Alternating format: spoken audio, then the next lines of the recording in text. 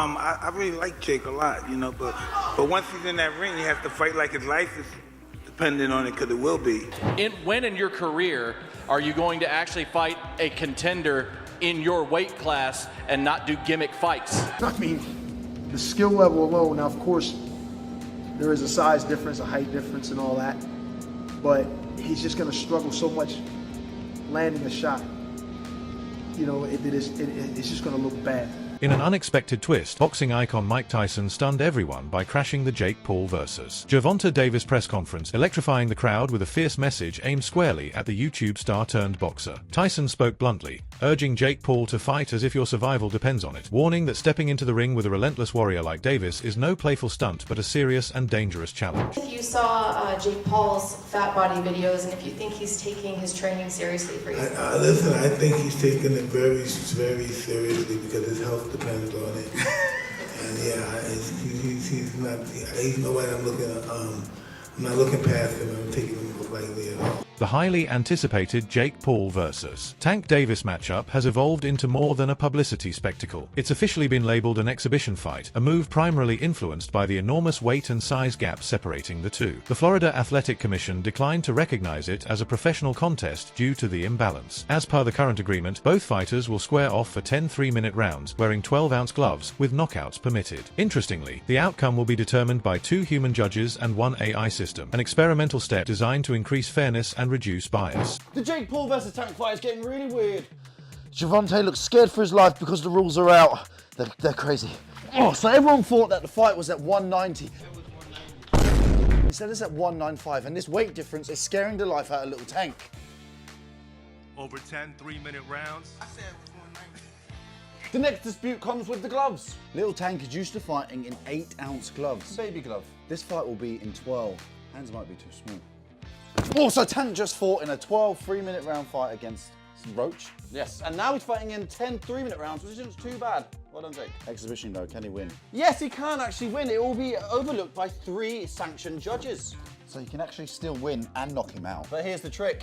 It's body punches only. And there's a reason. That's because Tank said, look, this is a bit unfair. I don't want to punch up. I want to punch at my head height. Where does it fall? At Jake Paul's belly. Oof. So apparently we've heard there's no knockdown rules, but aside from that, it's a pretty well-rounded fight. Oh yeah, and there's some drug testing involved. But Jake Paul for the win. 3. New sources indicate that Gervonta Davis has significantly added mass during training camp, reportedly tipping the scales close to 160 pounds, even though his career-high official weight class remains 135 pounds. While not fully reaching that figure, the increase moves him nearer to the catchweight arranged for his exhibition clash with Jake Paul. This added muscle could improve Davis's punch durability and explosive power, potentially turning him into a far more dangerous and unpredictable adversary. Yeah. Gervonta Tank Davis, it's my prediction that Gervonta Tank Davis is going to weigh in on the night of the fight against Jake Paul, knocking on 160 pounds. Don't be surprised if he's 157 pounds, something like that. You guys see this footage? Look at Tank. Now, if you know what you're looking at, the guy must be around 150 right now, 153, something like that. And you can really tell when he's sideways. When you look at him sideways and see the depth. See, from the front view, you can't really tell. But when he turns sideways, the guy is a wrecking ball. He's literally a baby rhino out there. And I think that is the idea for him to bulk up and be a little powerhouse out there. And I'm all for it. I'm gonna tell you in this video why I think that's the best thing for Tank and why I think he will be knocking on 160 pounds. Veteran analyst Teddy Atlas describes Gervonta Tank Davis as perhaps the most complete fighter in modern boxing. He commends Tank's combination of knockout power, precision counterpunching, and strategic ring control, noting how Davis sets traps, manipulates distance, and stays mentally composed under pressure. Atlas emphasizes Davis's calculated patience and two-step-ahead thinking, traits that separate him from mere brawlers. In Atlas's opinion, these attributes give Davis a genuine chance to dismantle Jake Paul, whose improving skill set still lacks the seasoned technique seen in elite professionals. The only other time he was in, for the fans to get mad with that, was against Fury's Tommy Fury, but it wasn't that level, obviously, and all the size things you just rightfully pointed out. But he would have been in there with, It seemed crazy. You're going to go in there with a guy who was a 2-time heavyweight champ and a gold medalist? Wow. Even though the guy's, at a twilight part of his career, still. And you've given a lot of credit and props to Jake Paul on this show of helping get more eyeballs to the sport, but the way he takes it serious and goes about his approach and his work to this craft, that he does take it seriously. With that being said, when he announces Tank Davis, I'm getting tired of these gimmick fights and him loading the deck up. Whether it was Chavez Jr. or an old Mike Tyson, or we could go on and on with some of the UFC guys and the great Anderson Silva at 46 years of age. Tank Davis, great fighter, current fighter, world champion. We know how good he is. Been a top 10 pound-for-pound guy for you for the last few years now. But he's 5'5" and 135 pounds. This sounds like it would be a 195-pound fight, an exhibition. Wouldn't count on their records. Not a whole lot of other details other than it will be in November, and it sounds like in Atlanta. But I've said enough. I just want to hear your take. What do you make of this news, Jake Paul and Tank Davis? But, and I'm smiling a little bit. But, back in the day, I love the 1800s, 1700s, my friend out there, 1700s, whatever. But I love the old-time fighters. They were catchweights. And there was guys like Sam Langford. I know Sam Langford shouldn't even be comparing him with this because... Still, despite Davis' refined ability and newly built physique, ex-world champion Carl Froch cautioned that Jake Paul's raw size and unorthodox punching power could spell danger. Froch warned that Davis isn't accustomed to absorbing that kind of force. His remarks echo a broader unease across the boxing world, where many view the matchup less as a fair sporting contest and more as a risky spectacle, with credibility and fighter safety hanging in the balance. Just here at Los Naranjos in Viva, España, and I found out that Gervonta Davis is now fighting Jake Paul. So Jake Paul was supposed to be fighting AJ. Eddie Hearn announced 99% done, which we've just spoke about. What next for AJ? Potentially Jake Paul. But it now looks like that Jake Paul is fighting one of Anthony Joshua's legs. He's fighting Gervonta Davis, somebody who's a quarter of his size. I don't even know what's going on. Has Eddie Hearn been played? Let me know what you think, but the AJ fight with Jake Paul's finished.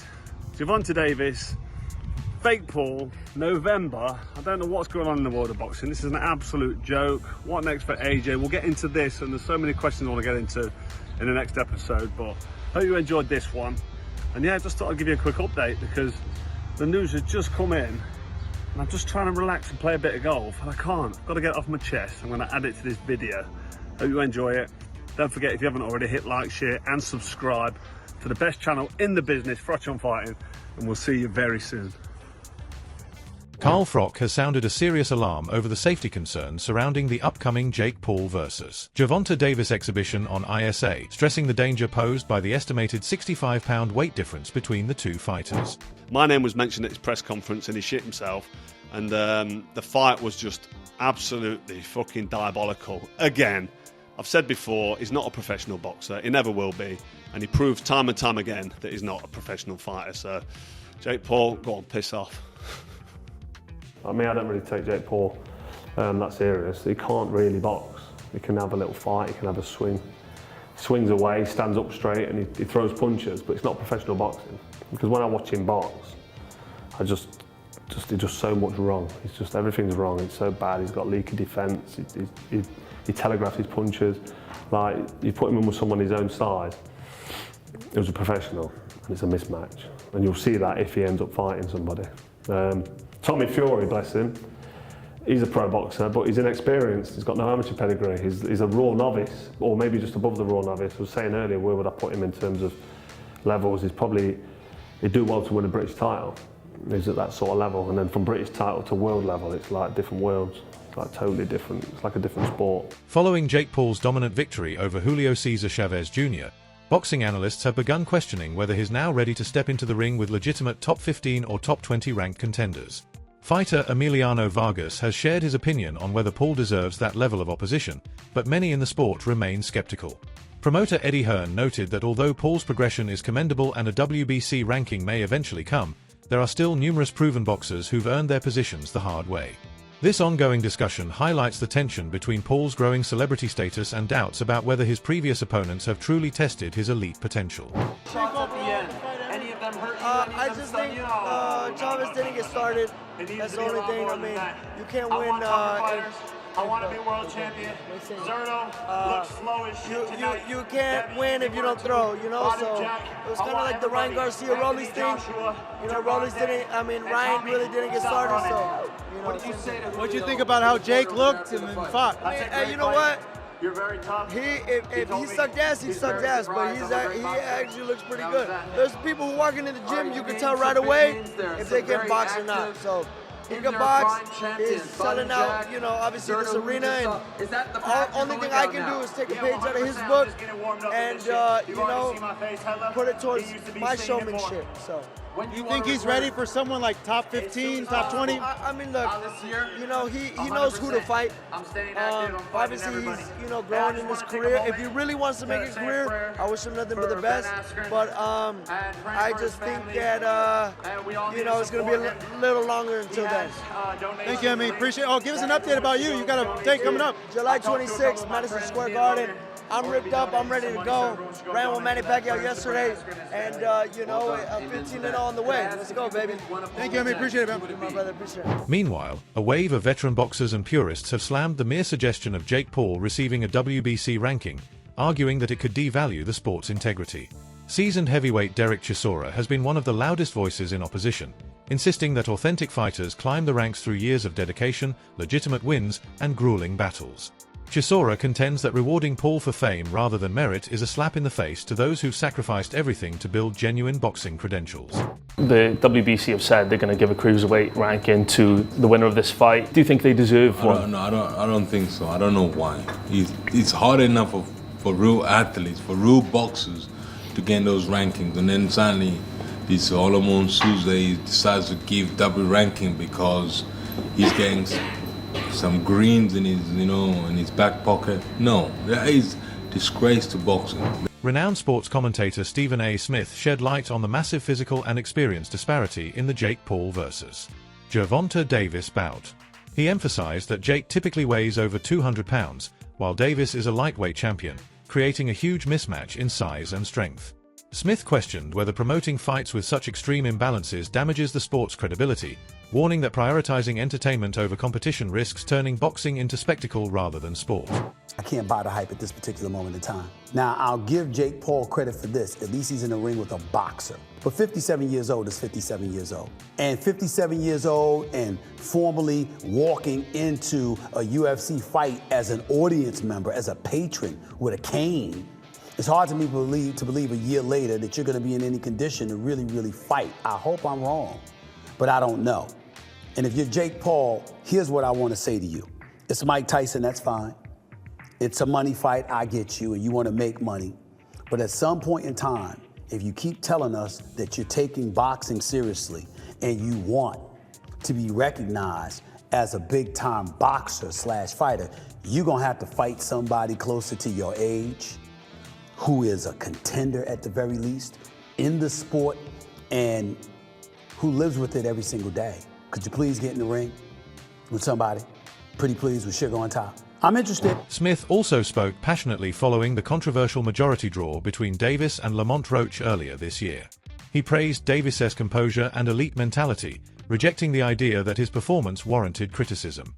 Smith said that Davis displayed true champion behavior, remaining calm amid controversy and immediately agreeing to a rematch, a move he described as proof of Tank's confidence and championship mindset. Gervonta Davis might be every bit as box office as Maverick himself. As exciting, as electric, because this dude performs every time out, y'all. Wherever Davis goes, wherever he fights, fans justifiably follow. He's that special. And Davis is without a doubt one of the top 5 pound-for-pound fighters in the world right now. Don't you even doubt it. According to Smith, an established star like Gervonta Davis taking on a far less experienced or lower-tier opponent could tarnish his legacy.